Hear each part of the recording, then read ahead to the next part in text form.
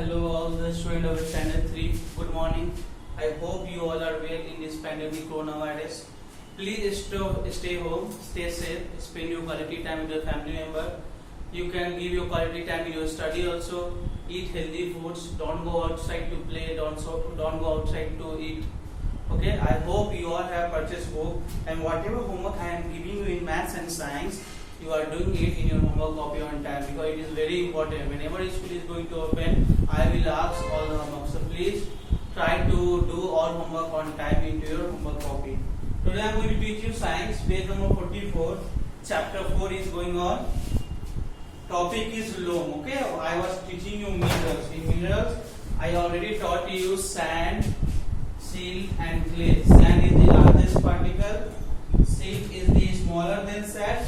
And clay is the smallest particle of the soil. Okay, now next is loam.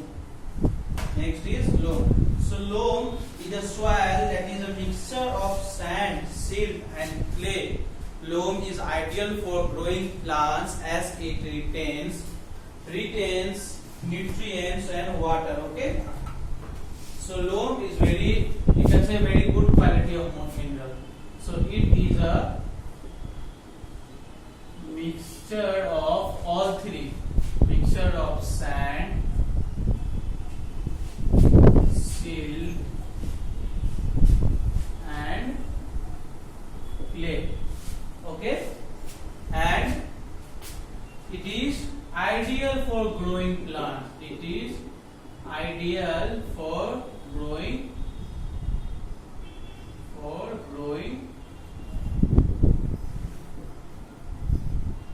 plants as it retains nutrients and water. Okay, because loam it is a mixture of all sand, the largest particle, silt. It is smaller than the sand, and the last one is clay. It is the smallest particle. It is all mixture and it forms a loam. And loam it retains nutrients and water. Means it never lose its nutrients and water. Now most soils are some type of loam. A sandy loam has a large number of sand particles and less of clay particles. Okay, and the sand particles are large. There are spaces between them which enable water to easily flow through them into the ground. A clay loam has more of clay particle and less of sand particle. It holds a lot of water and is sticky. Clay particles are very small, so there is very little space for water to flow through. Okay. Now most soils are some type of loam. Most soils are some types of loam. You can say most soils are some types of loam. Okay, so there are two. One is sandy loam. First I am explaining sandy loam. Okay, so sandy loam it has more particles of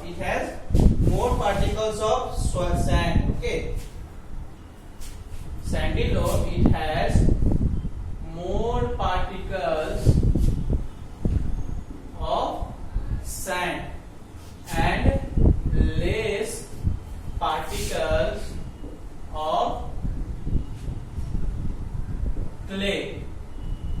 Okay, as the sand particles are large, there are spaces between them. Okay, it has more particles of sand. It means it has, as the sand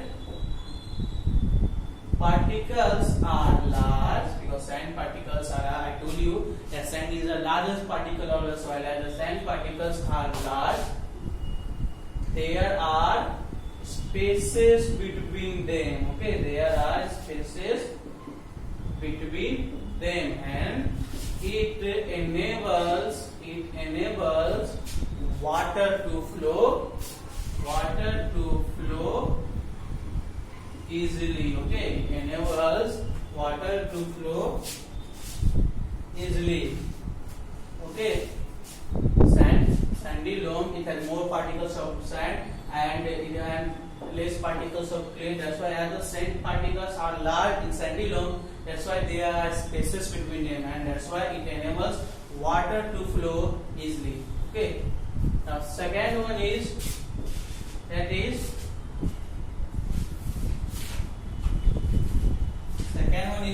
clay loam. CLAYEYLOAM. Okay, so it has more particles of, just opposite, it has more particles of clay and less particles of sand. Okay, it has more particles of clay and less particles of sand. Okay, as the clay particles are more, it holds the water. Okay, it holds the water. Okay, because you know already clay is the smallest particle of the soil. Okay, it holds a lot of water and is sticky. Is very sticky like a clay particle is very sticky like a gum. So clay particles are very small, so there is a very little space for water to flow through. It holds the water and is sticky. That's why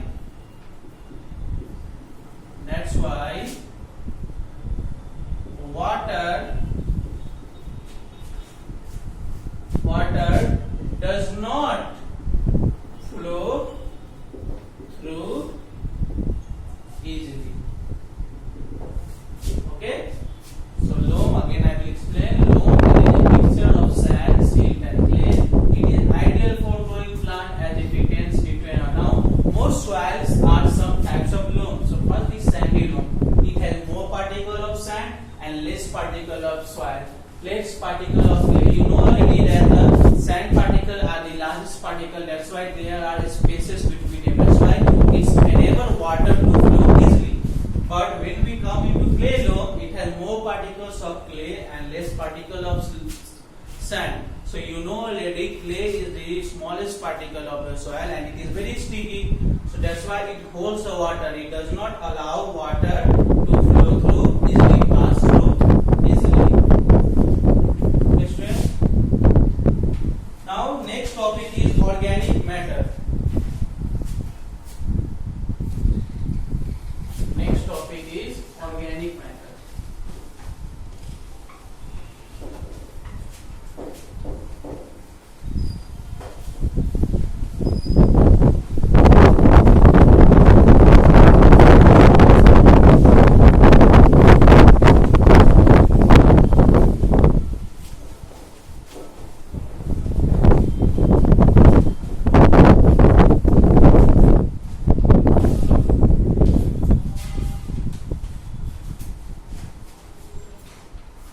Next topic is organic matter. So you already know that dead remains of plants and animals is called organic matter, and it is also known as humus. Means the animal which is already died and the plants which is already died means due to that it did not get the proper air, proper sunlight, proper water. That's why plant also died. Then it mixes with the soil, and that forms organic matter and humus, which is very, you can say, is very good for the cultivation of land, cultivation of crops. If the dead remains of plant animals, if that organic matter, if we mix in our cultivating land, if we give in cultivating land in the soil, then whatever crops we grow, it grow very easily. So the dead remains of plants and animals are called organic matter or humus. It makes the soil fertile by providing nutrients to the soil. Okay, it makes, I told you, it makes the soil fertile. Okay, fertile means able to support the growth of many plants. If you mix such type of humus into your cultivating land, then whatever plants you used to grow, it will grow very easily. It makes the soil fertile by providing nutrients to the soil, and soil also contains a